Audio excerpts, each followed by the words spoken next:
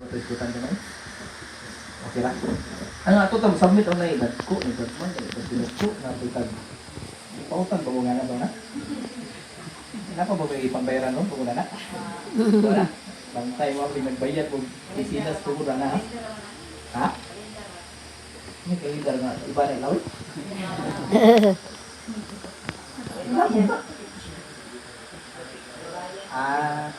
Bitaw. Ito tang sampit nga mo, authority na. Ngayon ba? So, mana, sa kabuyo, kagawin ko nga, nag-adjust mo sa leadership, sa kanong pang pastor, pero yung dumit ang istoryahan bilang sila. Kaya kunay mga pagkakamali ang ato leader, ang leader, ayaw mo kalugat, ayaw mo katras. Kaya, ang Bible, wak man ingon nga di magkamali ang leader. Kaya ba mo, sa pagpatay sa kaugalingon, kung tanang gumansa, tanang makita ko sa leader. Okay, so sa pagpatay sa atong magalingon. So kung perfect ang leader, ako din po lima. So makita ka sa'yo. Di ba? Pero ana matest ang imong understanding of submission. Everybody say death to self. Kaya, nanong weapon ang imong kamatayon? Hindi ka na Bible. Sa Roma 12:1. Ihalad ang inyong mga lawas,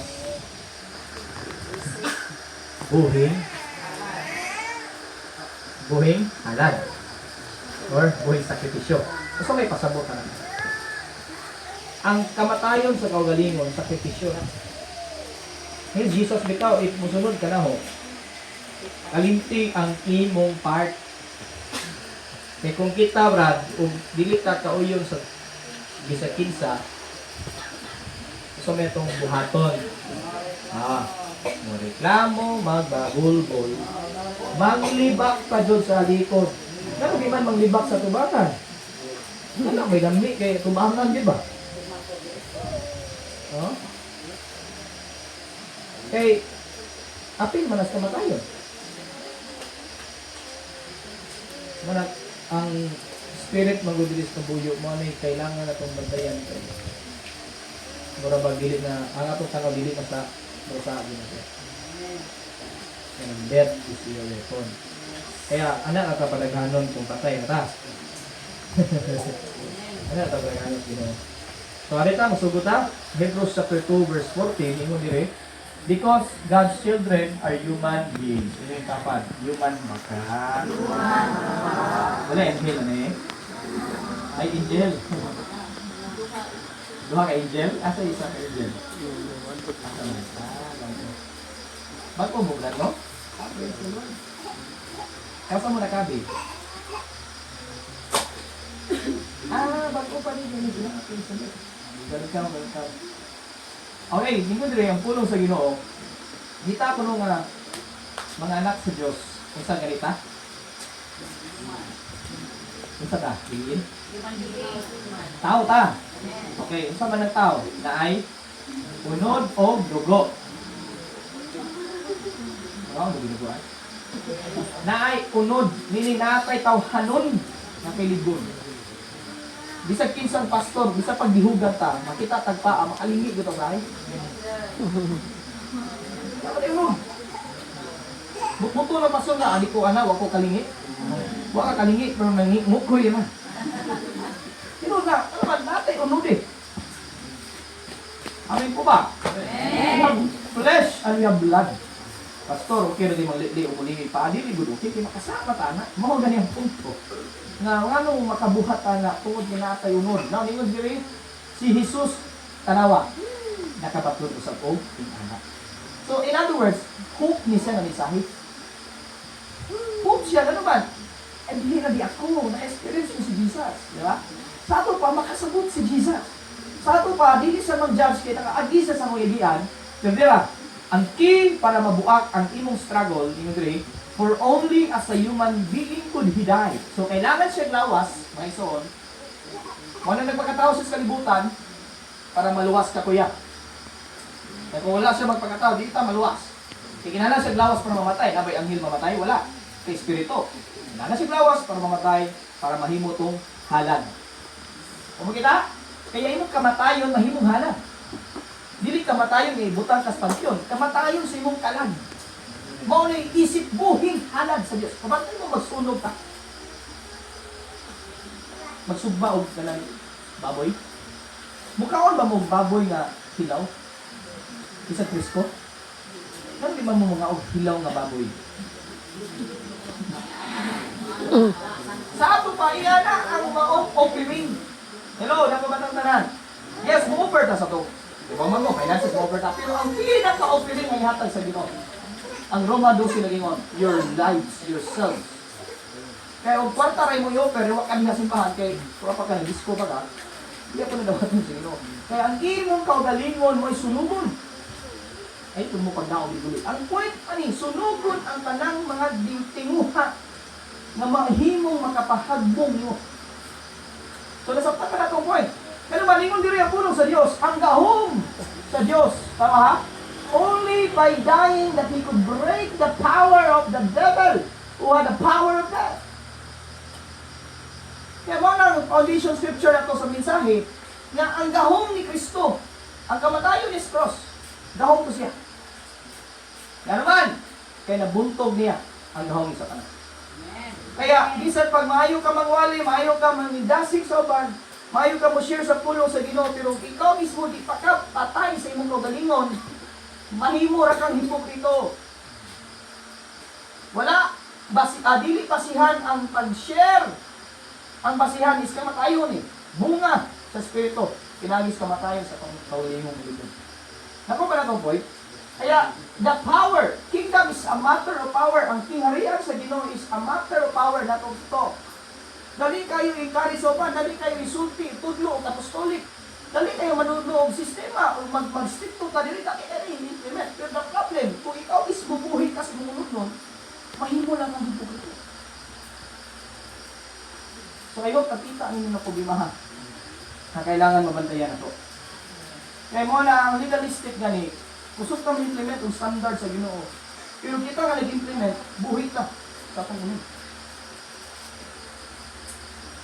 Dapat ba ta? Kaya inino dapat mamatay sa kaugalingon.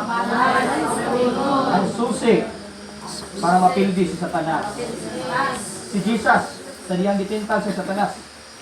Unsay nakapan daog ni Jesus. Pagingon ni Satanas taon, ni kaon siya wala. Wala. Himo ang bato, himo ang pan ang bato. Wala siya mo, sunod. Kaya ni daog siya. Nga naman, di sa gigutom siya, bisag ikaw siguro kung lupas kita, kita kag pataon, gutmon juga lagi kaon. Lagi bahong ka nga dili pa oras.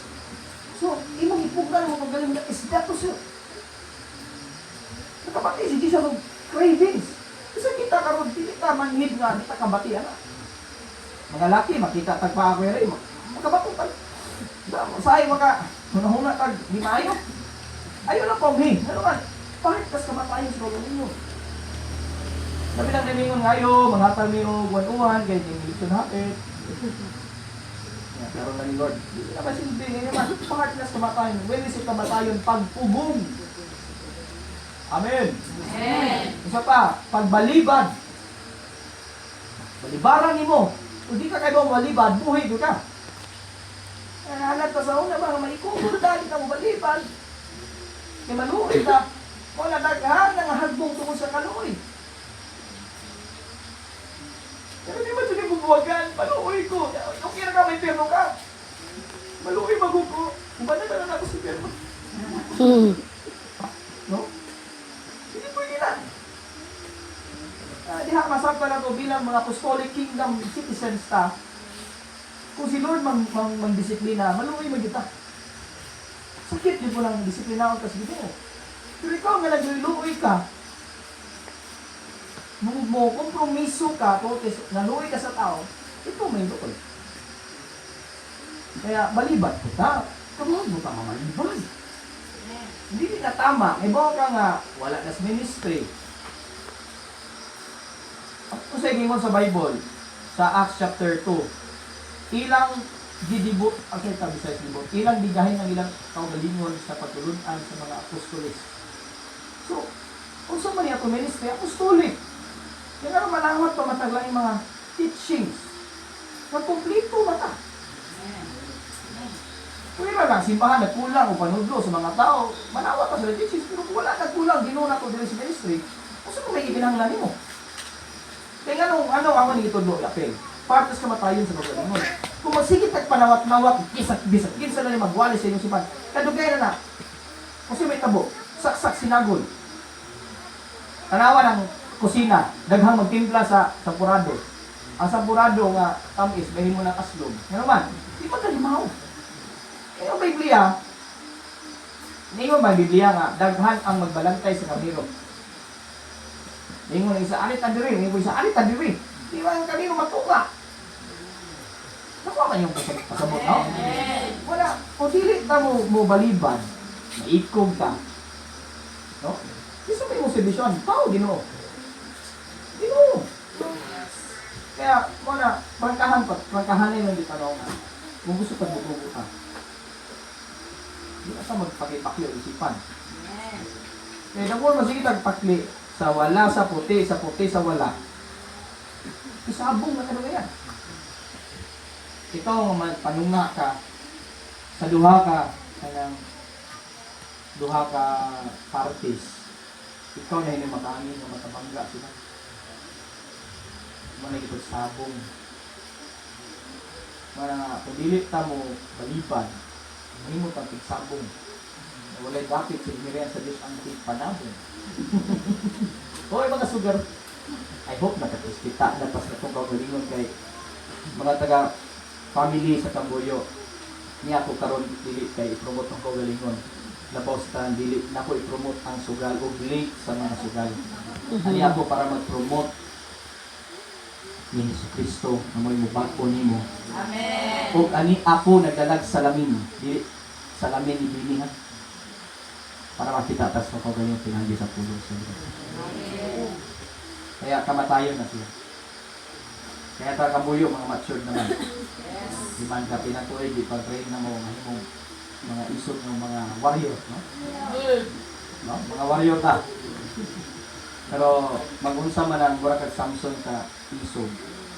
Mura kag Samson nga mapatay nimo tanang banakon sa tibok buyo. No, nga wala ni bakan ka kaboy kanang banakon di kang lutlan. No?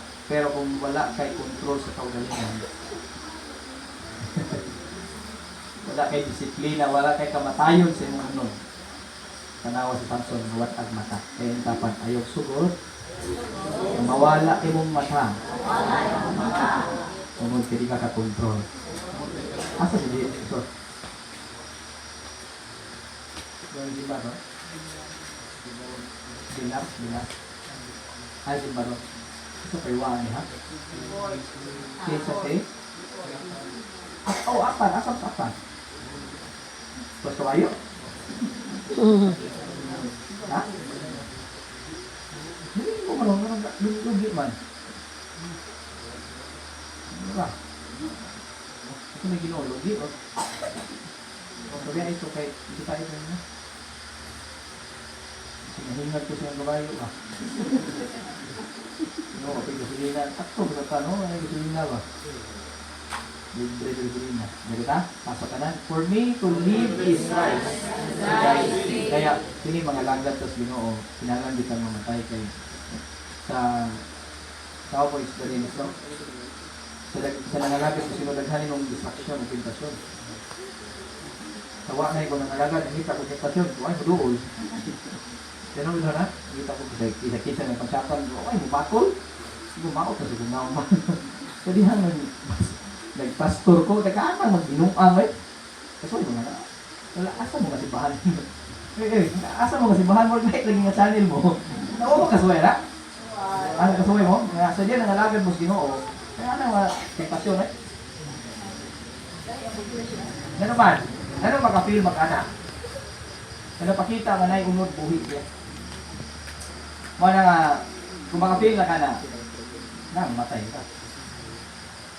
Okay, what should we say then? Should we continue in sin so that the grace of God shall multiply? Absolutely not. Wala bitaw, no? Tayo bitaw. Hindi bitaw ito mga ginang kahinaan. Inormalize ba? Mga maginakulit niya sa susol. Yan, sige kagpadayot bitaw. Mga delikado. Kaya na, dato pa magpadayon sa pagpapasala para ang grasya mulaon. Dili. Kaya ang grasya mo good, ihatag na sa Ginoo nato. Aron bitaw mag-appreciate ka sa Ginoo para magbalik mo bitaw ka. Kumatay mo na natulog sa bahay niya, kung may trabaho, nilansaan mo kami sudan, na mo may katuon ba ako, may hindi ko tapos mukhaon eh. Pero, di sa pag di ka ngayon mukhaon, di pa kaon ka sa Ginoo. Kasi mong amahan, di ba? So, kung may mong bato, di mo maghugas ka, no? Hagbas ka sa iyong bahay, no? Inyong pangibiuhan itong libutan. Ano man? Oo, kaon mo ni bahay, ako kuya trabaho. Hindi ang tapad mo na ba ikaw? Ikaw ba? Na, di pa kaon, tas Ginoo niya, di tama na baho. Tinangga kay tas Ginoo, pero wala trabaho pa, oo, gawin. Amen? Kaya ang gidil sa Ginoo karon katapuan man yun. Bantay mo sa word na ang usa gitagaan 5 ba to? Oh, di naunsa ni tabo nimo? Gis. Pero ang katong usa ring hatag, wa mo daghan. Sa yung Ginoo tapuan mo ka. So sa ato ba Ginoo nagbili na to kaluwasan, o naghatag ko kaluwasan, dapat managhan ta, kailangan mo maluwas. Pero kung magtinapuan ka, hindi maluwas. Ha? Maluwas tayo sila mo doon, bakit maluwas?